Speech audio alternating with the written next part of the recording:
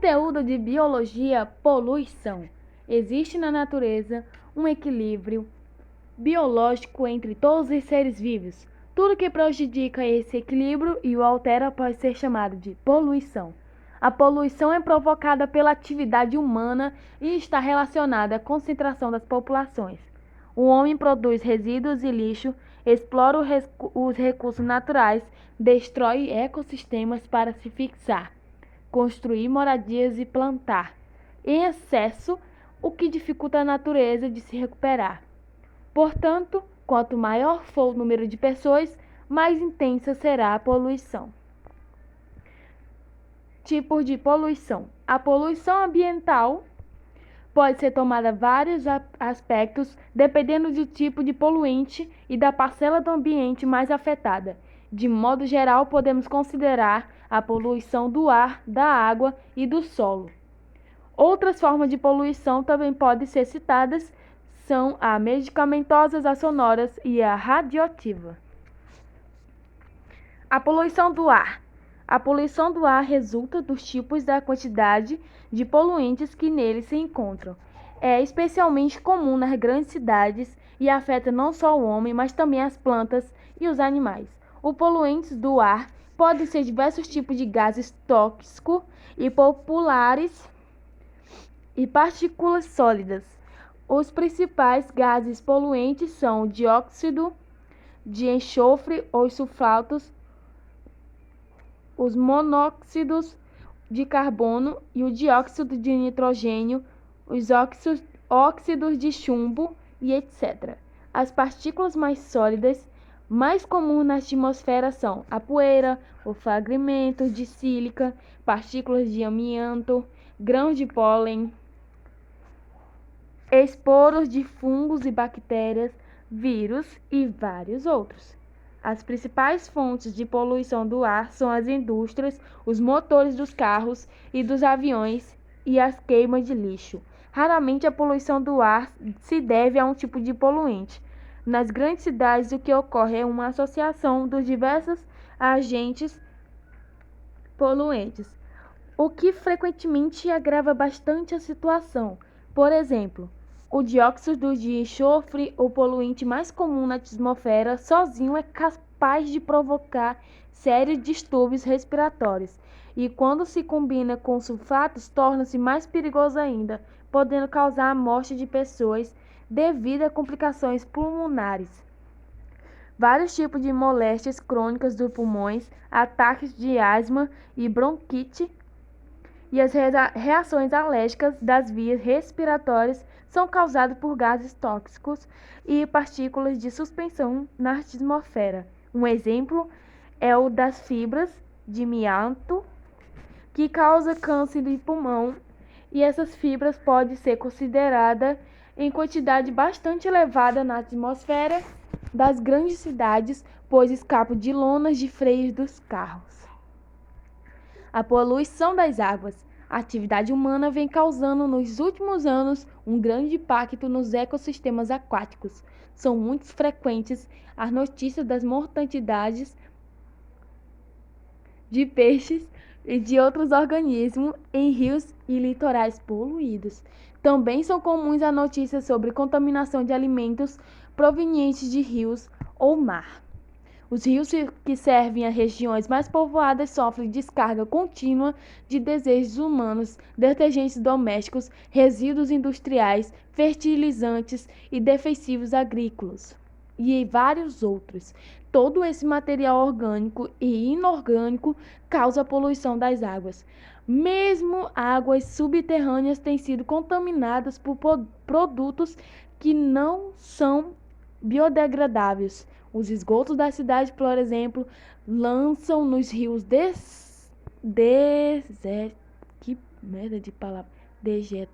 dejetos humanos e detergentes domésticos.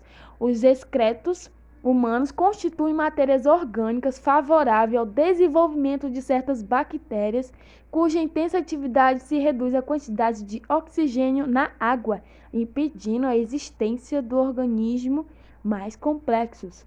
Ao atingirem um número muito elevado, essas bactérias podem esgotar o oxigênio, possibilitando o desenvolvimento de bactérias anaeróbicas. Esse processo e a existência de agentes patogênicos e de partículas em suspensão explicam a ausência de peixes e outros organismos aquáticos em rios poluídos. Nestes, podemos encontrar apenas vírus, esporos de fungos e bactérias, cisto de protozoários e ovos de vermes. Os resíduos industriais lançados no rio e nos mares são altamente tóxicos. Dentre outros, podemos ser citados os cianetos, derivados fenólicos, nitratos, vários sais de metais, além de arsênico e mercúrio muito perigosos. Ficou muito conhecido, por exemplo, o problema do envenenamento pelo mercúrio que colidiu no Japão em 1955, mas só foi resolvido em 1960. Uma fábrica de plástico que lançava mercúrio no mar e estava contaminando peixes e ostras. Ocorreram inúmeros casos de envenenamento de pessoas que se alimentavam daqueles organismos contaminados. Houve muitas mortes, casos de alteração do sistema nervoso, como surdez, cegueira, perda de fala e dos movimentos, e de lesões no fígado, rins e intestinos. Os mares podem sofrer ainda a contaminação pelo petróleo e seus derivados. Os navios petroleiros são os mais grandes responsáveis por esse tipo de poluição, pois os reservatórios de petróleo são lavados com água do mar. Além disso, ocorrem acidentes com poços de extrações submarinas e vazamentos de petróleos. O petróleo derramado no mar pode se aderir à plumagem das aves marinhas, impedindo seu voo e matando-as por afogamento. Formam uma camada impermeável na superfície do mar, também destrói o plâncton, com sérias consequências para todos os seres marinhos que dele dependem. Quando as doses não são letais para os organismos marinhos, podem ser ingeridos pelos homens que sofreram os seus efeitos.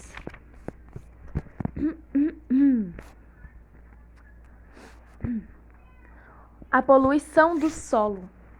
Os principais poluentes do solo são os fertilizantes e os defensivos agrícolas. Os fertilizantes compreendem os adubos orgânicos e os adubos químicos ou inorgânicos. Os adubos desenvolvem-se ou acrescentam ao solo vários tipos de sais minerais importantes para as plantas. E, embora melhore as colheitas, os fertilizantes químicos podem poluir o solo por excesso de sais e destruir as bactérias que fixam o nitrogênio. Isso acarreta em duplo problema. Primeiro, a destruição das bactérias fixadoras de nitrogênio torna o solo estéril, necessitando cada vez mais de adubo para produzir. Segundo, grande quantidade de sais que são carregados para os rios pelas águas das chuvas alteram a vida dos organismos aquáticos. Os defensivos agrícolas ou praguicidas podem ser altamente poluidores. Usando para proteger a cultura contra as pragas, eles compreendem inseticidas, herbicidas, fungicidas e vários outros. E dentre os inseticidas, os mais conhecidos estão o DDT, que é o diclordifeniltricloroetano. Mano, eu vou tentar só conseguir. Diclordifeniltricloroetano. Diclordifeniltricloroetano.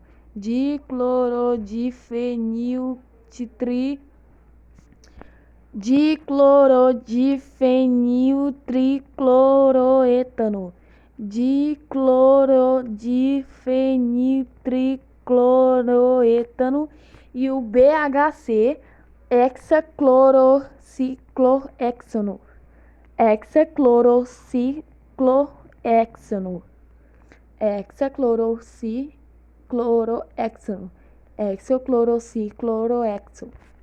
e a pulverização das lavouras com esses inseticidas precisam ser cuidadosamente controladas, pois doses em excesso contaminam os alimentos. O DDT,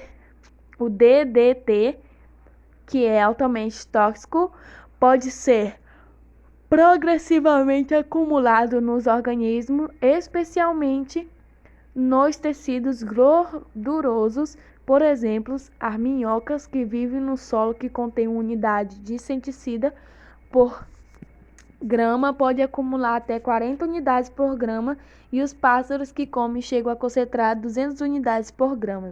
O DDT, além de ter o cancerígeno, pode causar distúrbios renais, hepáticos e nervosos. Eu vou escrever aqui essa palavra que significa o DDT para ficar mais entendido. Calma aí. Só. Porque eu não sei falar muito bem esse nome, não. Peraí. Pronto, depois de muita luta, ver se, se dá pra entender essa letra aí, que não tá muito boa, não. Mas enfim, é o diclorodifeniltricloroetano. Ah, consegui falar mais ou menos rápido. Enfim, vamos pra cá. Outras formas de poluição. A poluição sonora. A poluição sonora vem se agravando, especialmente nas grandes cidades que são fontes constantes de ruídos. A intensidade sonora é medida em unidades chamadas de decibéis e o ouvido humano percebe até 120 chamadas decibéis. O ouvido humano... Oxi, tô voltando. Tá. Cortando. A poluição sonora vem se agravando, especialmente nas grandes cidades que são fontes constantes de ruídos. A intensidade sonora é medida em unidades chamadas decibéis. O ouvido humano percebe até 120 decibéis. Acima de 85 decibéis, o som já começa a causar sensações desagradáveis, e acima de 120, sensações dolorosas. As populações de grandes cidades, submetidas constantemente ao intenso de ruídos próxima do limite suportável, apresentam surdez progressiva e distúrbio nervoso. Isso também não afeta só o ser humano, quanto também os nossos animaizinhos, os animais que a gente tem que cuidar. A poluição radioativa é outra forma a ser considerada. As usinas nucleares e as experiências como bombas atômicas contaminam o ar, a água, o solo com o lixo radioativo. A radioatividade resultante desse lixo pode permanecer no meio ambiente por milhares de anos. As radiações, além de letais, são As radiações, além de ser letais, são cancerígenas, e a sua atuação por períodos de tempo muito longos tornam essa forma de poluição particularmente grave. A poluição medicamentosa é causada pelo uso indiscriminado de A poluição medicamentosa é causada por uso indiscriminado de medicamentos, especialmente no antibióticos, trazendo sérias consequências para a saúde. Os antibióticos, por exemplo, são usados principalmente no combate às infecções bacterianas. Entretanto, frequentemente surgem bactérias resistentes ao remédio, que passa então a não surtir mais efeito. Além disso, devem ser levados em consideração os chamados efeitos secundários que a maioria dos medicamentos provoca. O controle da poluição pode e deve ser conseguido, embora esse controle seja oneroso e altamente compensador em termos de proteção à humanidade atual e futura. O lixo doméstico das grandes cidades, por exemplo, pode ser em grande parte reaproveitado como adubo. Os resíduos inaproveitáveis podem ser incinerados ou prensados e colocados em aterros. Existem ainda muitas... Puta que pariu, Bob. Não dá pra tu ficar... Vem aqui, é o gatinho dos olhos verdes. Bom, como eu estava dizendo, existem ainda muitas formas de utilizar esses resíduos ou de redução do seu volume. Também os resíduos industriais podem ser reduzidos, reaproveitados ou colocados em lugares seguros, não ameaçando a vida do planeta.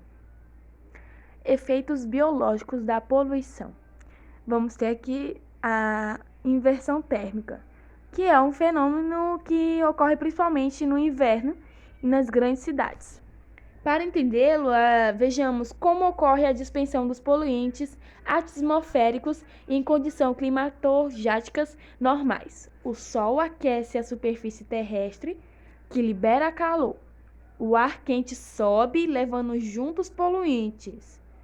Com o aumento da altitude, o ar polui, resfria-se e sobe para a camada ainda mais fria. Os ventos nessa altitude se encarregam de dispensar o ar poluído, como mostra aqui nessa imagenzinha. Quando ocorre a inversão térmica, isto é, a superfície terrestre não é aquecida o suficiente para levar o ar poluído para as altitudes mais altas, a poluição fica concentrada nas camadas mais próximas da superfície, causando sérios problemas à poluição. Para evitar os transtornos provocados pela inversão térmica, a cidade de São Paulo, olha só que importante, adotou a partir do ano de 1996 o sistema de rodízio de automóveis. A chuva ácida. É considerada a chuva ácida qualquer precipitação, seja em forma de chuva, geada, neve ou neblina, que contenha gases de enxofre e nitrogênios dissolvidos. Estes são gerados pela queima de combustíveis de fósseis nas indústrias e nos automóveis. Os óxidos de nitrogênio e de dióxido de enxofre transformam-se em ácidos que, quando em contato com a água, a emissão desses poluentes na atmosfera tem aumentado muito mais nas últimas décadas, como consequência de crescente que cresceu a industrialização. Os efeitos da chuva ácida são extremamente nocivos, podem alterar a quantidade de químicas do solo e da água doce, atinge as cadeias alimentares, destrói florestas e lagos e causa danos à agricultura. Também corrói edifícios, monumentos e estátuas de mármores, pondo em risco patrimônios culturais como a Acrópole em Atenas, o Coliseu em Roma, a Catedral no Notre Dame em Paris, e entre outros. Acredita-se que também seja prejudicial à saúde humana. Em São Paulo, a chuva contém uma concentração de poluentes maior do que tolera pelos padrões internacionais. Em Bagé, há uma usina de candiota termérica a carvão que pode estar provocando a fórmula de chuva ácida no Uruguai. A camada de ozônio,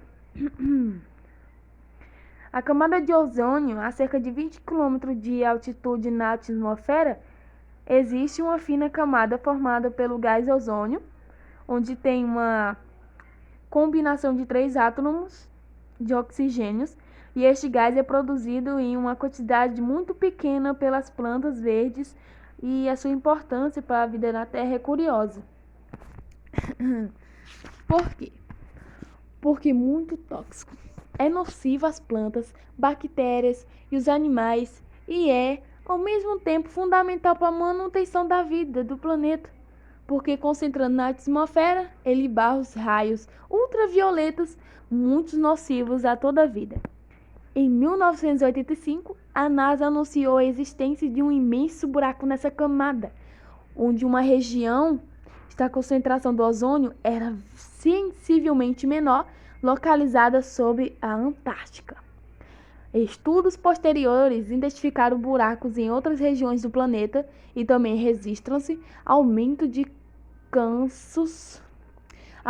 casos de câncer de pele nessas mesmas regiões, o que comprova a relação entre a camada de ozônio e a preservação da vida da Terra. Logo se descobriu que os responsáveis pela diminuição de quantidade de ozônio na atmosfera são o CFCs, o clorofluorcarbonetos, gases utilizados no mundo todo em aerossóis, na fábrica de plásticos e solventes e em geladeiras e aparelhos de ar-condicionado. A pressão de grupos ecológicos e cientistas levou à assinatura do Protocolo de Montreal, de acordo assinado em 1987 por mais de 50 países, estabelecendo a total eliminação do SFCs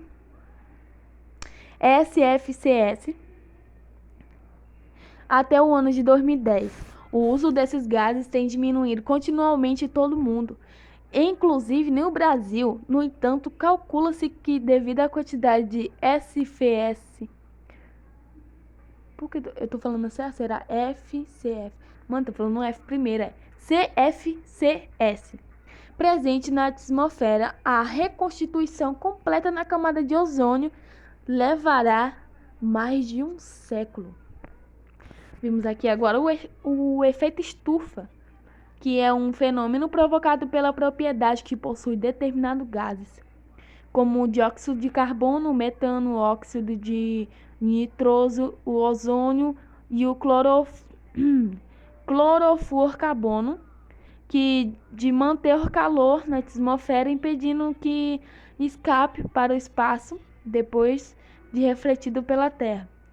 E a forma natural de manter a temperatura da Terra em torno de 15 graus Celsius, esse fenômeno, portanto, é essencial para a vida no planeta. Pode sem ele, as temperaturas se manteriam em torno de 33 Celsius negativos. A maioria dos gases que causam efeito estufa ocorre naturalmente na atmosfera. No entanto, a emissão de poluentes atmosféricos está aumentando devido a fatores como ritmo crescente da industrialização, aumento de veículos automotores, crescimentos demográficos, desflorestamento, aumento de números de animais destinados à alimentação, decomposição de matéria orgânica em aterros e depósito de lixo e uso de produtos tóxicos nas lavouras. Como consequência, a alteração das condições do meio ambiente e do equilíbrio ecológico. Foi comprovada elevação na temperatura mundial desde o início do século de ordem de 0,18 graus Celsius. Há possibilidade de mais de 1 Celsius de elevação até o ano de 2030. Esse número pode chegar a 3 Celsius ou 4 graus Celsius até 2090, caso não sejam tomadas medidas urgentes. As previsões dos cientistas são bastante desastrosas e alarmantes. A diminuição de degelo da calota polar e, consequentemente, subida do nível do mar, que inunda as regiões próximas do deltas dos rios, ilhas e terrenos costeiros de baixa altitude. O aquecimento do ar também eleva o volume de água evaporada, criando um número maior de nuvens, aumentando as chuvas e alterando os regimes do vento. É possível ainda que atuais áreas férteis se tornem desérticas, ao passo que as áreas hoje desérticas sejam intensamente atingidas por chuvas. Os cientistas e as organizações ambientalistas podem alguns métodos para combater. No caso, eles propõem alguns métodos para combater o problema, tais como limites para o crescimento demográfico, contentação do desenvolvimento produtivo, industriais e consumo, controle dos poluentes, o plantio maciço de árvores. Alternativas para o controle de poluição. O desenvolvimento sustentável. Os movimentos ecológicos ganharam um destaque cada vez maior em todo o mundo desde a década de 1970, e esse destaque popularizou diversos conceitos e expressões que nomeiam causas defendidas pelos ecologistas, causam essas que devem ser abraçadas por toda a humanidade o mais cedo possível para garantir a continuidade de nossas espécies e de vidas do planeta. Um desses conceitos é conhecido como desenvolvimento sustentável. Trata-se de uma das questões mais importantes a respeito da relação do homem e o ambiente. As ideias agrupadas ao redor desse nome pregam desenvolvimento econômico e consumo de bens e recursos, de modo a permitir que os recursos naturais tenham tempo para se renovar sem poluir o meio ambiente. As discussões entre os órgãos governamentais, governos e organizações ecológicas a respeito do desenvolvimento sustentável têm sido do que frequentes e acaloradas. No entanto, resultados práticos até o momento foram desprezíveis, uma vez que a questão tocada em ponto delicado que os governos não aceitam sequer discutir com a modificação do ritmo de atividade econômica, alteram no mercado os consumidores e, mais complicados ainda, implica todas as pessoas da Terra com a capacidade de consumo alteram seus hábitos de modo que passem a consumir menos e assim poluírem menos. Muitos apregoam que a prevenção do meio ambiente e o atual modelo de vida e de produção dos países desenvolvidos e em desenvolvimento são incompatíveis. Em suma, o desenvolvimento sustentável envolve interesses econômicos, às vezes globais, e por isso essas discussões sobre o tema ainda estão muito longe de se esgotar. Bom, a reciclagem do lixo. Eu vou editar aqui porque não ficou muito bom essa tela aqui, peraí. Pronto, voltei. E reciclagem do lixo. A produção de lixo urbano é um dos maiores problemas ambientais enfrentados pelas grandes cidades. A produção média no Brasil é de 600 gramas diários para cada pessoa e nos países desenvolvidos até 2,5 quilos diários por pessoa. Essa imensa quantidade de lixo atualmente pode ser empilhada nos lixões ao céu aberto, compactados no aterros sanitários, queimadas ou enviadas para usinas de triagem, onde é separada.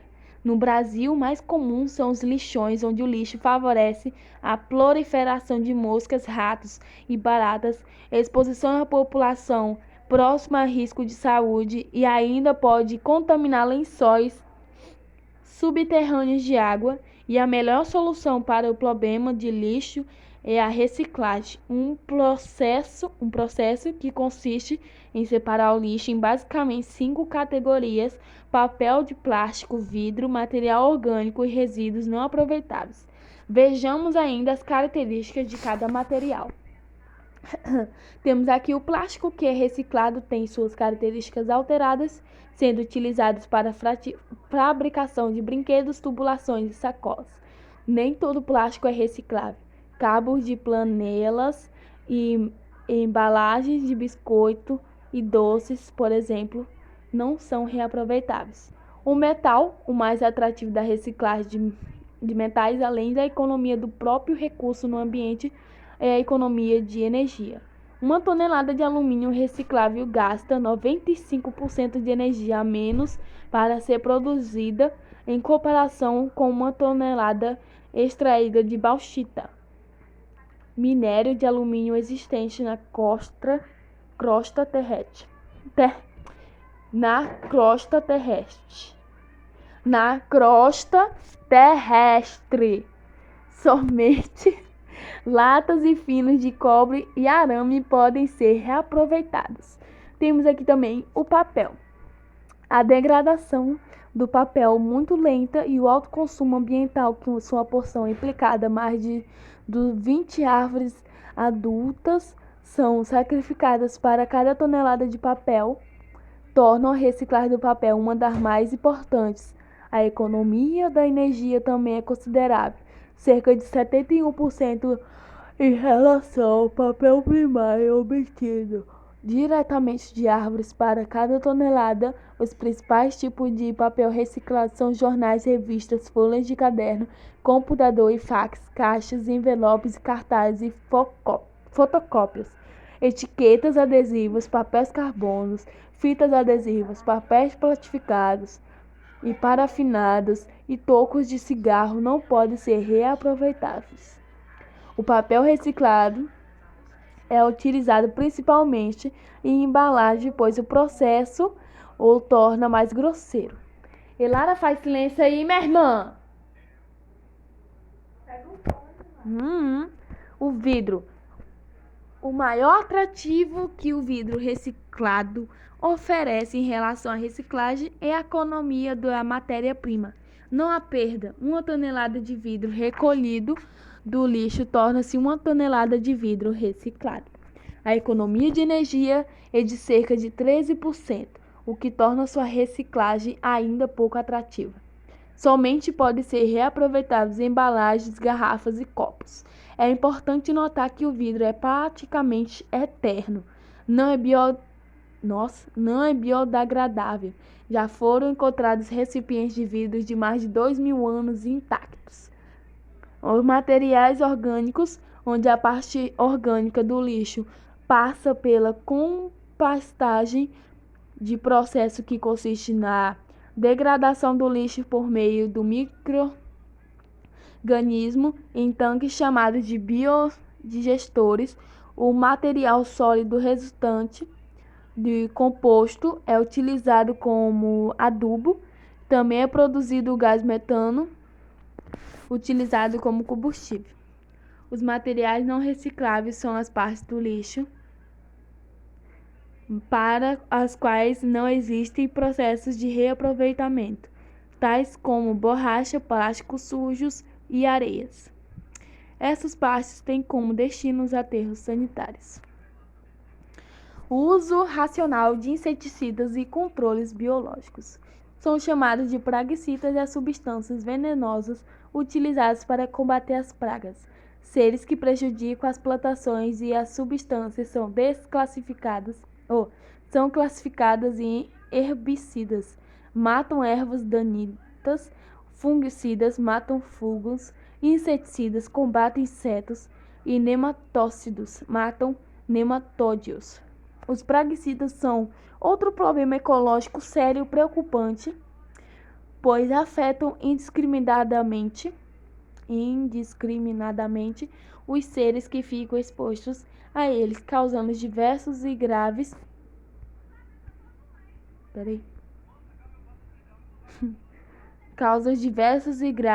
problemas à saúde humana, como cirrose e câncer.